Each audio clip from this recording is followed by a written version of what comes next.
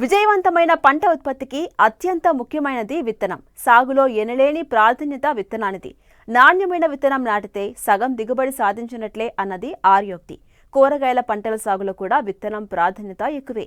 ఉత్పత్తి ఖర్చుల్లో మరీ ఎక్కువ పాలు తీసుకున్నప్పటికీ ఎరువులు, సాగునీరు, సస్యరక్షణ మందులు, శుద్ధి విధానాలు వంటి ఇతర ఉత్పత్తి కారకాల వాడుక సామర్థ్యం విత్తనంపైనే ఉంటుంది. నాణ్యమైన విత్తనమే సాగులో అధిక దిగుబడికి, ఆదాయం రాబడికి పునాది అని చెప్పుకోవచ్చు. అలాంటి నాణ్యమైన విత్తనాన్ని రైతు స్థాయిలో తయారు ఎలా చేసుకోవడం ఎలాగో ఇప్పుడు చూద్దాం.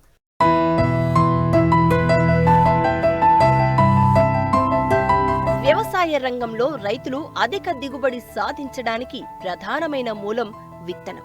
పంట దిగుబడి, మార్కెట్లో పంటకు డిమాండ్, లాభాలు మొదలైన అంశాలన్నీ మనం విత్తిన విత్తన నాణ్యత మీదే ఆధారపడి ఉంటాయి. కాబట్టి పంట ఉత్పాదకత పెంపుదలలో నాణ్యమైన విత్తనం కీలకమైనది.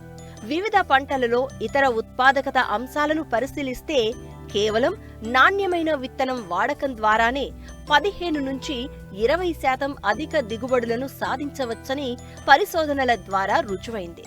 విత్తన నాణ్యత ఎన్నో అంశాలపై ఆధారపడి ఉన్నప్పటికీ జన్యుపరమైన, యాజమాన్యపరమైన కారణాలు విత్తన నాణ్యతను కాపాడడంలో ముఖ్య పాత్రను పోషిస్తాయి.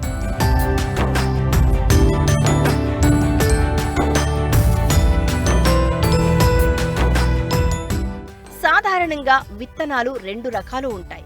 ఒకటి ధృవీకరణ విత్తనం అయితే రెండవది ట్రూత్ఫుల్లీ లేబుల్డ్ విత్తనం. అయితే విత్తనం చట్టం ప్రకారం దేశంలో విక్రయానికి ఉంచబడిన ప్రతి విత్తనం ఖచ్చితంగా లేబుల్ ఉండాలి. అంటే విత్తన వివరాలతో కూడిన సమాచారం అన్నమాట. ధృవీకరణ ఉన్నా లేకున్నా లేబుల్ మాత్రం ఉండాల్సిందే. ధృవీకరణకు విత్తనోత్పత్తిదారుడు విత్తన క్షేత్రాన్ని ముందుగా నమోదు చేసుకోవాలి. ఆ తర్వాత అన్ని అంశాల్లో సంతృప్తి చెందిన తర్వాత లేబుల్ మంజూరు చేయడం జరుగుతుంది. ట్రూత్ఫుల్లీ లేబుల్డ్ విత్తనాల ఉత్పత్తిని ఆయా విత్తన సంస్థలే పర్యవేక్షించుకుంటాయి. ధృవీకరణ విత్తనాలకు నీలిరంగు లేబుల్, ట్రూత్ఫుల్లీ లేబుల్డ్ విత్తనాలకు ఆకుపచ్చ రంగు లేబుల్ ఉంటుంది. ఉత్పత్తి చేసిన విత్తనాన్ని పంటను బట్టి కొంతకాలం వరకు నిల్వ చేసుకుని సాగుకు వాడుకోవచ్చు.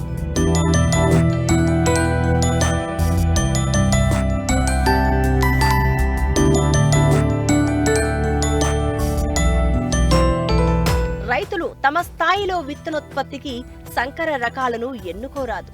కేవలం ప్రభుత్వ రంగ సంస్థలు, విశ్వవిద్యాలయాలు విడుదల చేసిన రకాల్లో మాత్రమే విత్తనోత్పత్తి చేపట్టాలి. అందుకు కావలసిన విత్తనాన్ని సంబంధిత బ్రీడరు లేదా సదరు సంస్థ లేదా అధీకృత ఏజెన్సీ నుండే పొందాలి. రసీదును భద్రపరుచుకోవాలి. విత్తనోత్పత్తికి ముందుగానే క్షేత్రంలో వేర్పాటు దూరం, మురుగునీరు పోయే సౌకర్యాలను నిర్దేశించుకోవాలి. అప్పుడే మేలైన విత్తనోత్పత్తి సాధ్యమవుతుంది.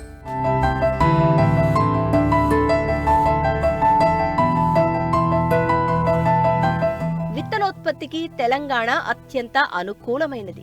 ఇప్పటికే రాష్ట్ర వ్యాప్తంగా 15 నుంచి 25% భూములు విత్తన క్షేత్రాలుగా మారాయి. రాష్ట్రంలో సాగవుతున్న కూరగాయల్లో టమాటాను ప్రధాన పంటగా చెప్పుకోవచ్చు. చిన్న, సన్నకారు రైతులు ఎక్కువగా ఈ పంటనే సాగు చేస్తూ ఉంటారు. తమకు కావలసిన విత్తనాలను సొంతంగా ఉత్పత్తి చేసుకునే వీలుంది. విత్తన సేకరణకు బాగా ఎరుపుగా పండిన పండ్లను మాత్రమే ఎంచుకోవాలి. అలాగే వంగ పంటలో కూడా సూటి రకాలలో రైతులు సొంతంగా తమ స్థాయిలో విత్తనోత్పత్తి చేపట్టవచ్చు. ప్రస్తుతం రంగును బట్టి, ఆకారాన్ని బట్టి పలు సూటి రకాలు అందుబాటులో ఉన్నాయి. మరోవైపు బెండ ఉష్ణమండలపు పంట. వేడితో కూడిన వేసవిలో బాగా వస్తున్నప్పటికీ వెచ్చని తేమతో కూడిన కాలంలో కూడా పంట వస్తుంది. విత్తనోత్పత్తికి శంకు రోగాన్ని తట్టుకునే సూటి రకాలను ఎంచుకోవాలి. పూసా సవానీ, పంజాబ్ పద్మిని, ఫర్బనీ క్రాంతి రాష్ట్రంలో సాగు చేసే ఇతర సూటి రకాల విత్తనోత్పత్తికి ఎంచుకోవడం మేలు.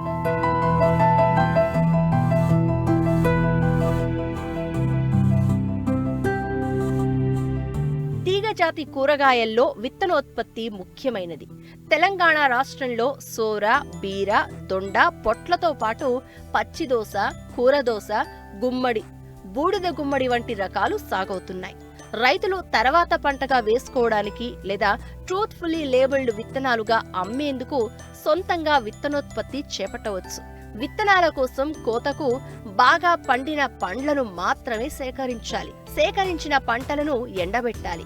ఆ తర్వాత ఒకవైపు రంధ్రం చేయాలి. విత్తనాలు సేకరించాలి.